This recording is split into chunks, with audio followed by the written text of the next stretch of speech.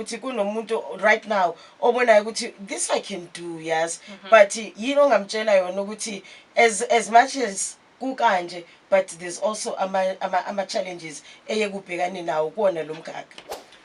Okay, ama-challenges engiwathole is getting people, but we try by social media to engage with people, ubazise, and the main purpose for Divine Grace is actually what you're saying.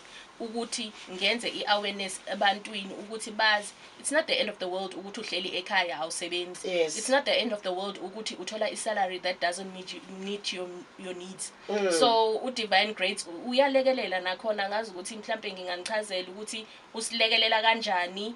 Yeah. Yes. So Divine Grace, I'm a supplier. Mawufuna ukuthenga in bulk stock, I do provide bulk stocks.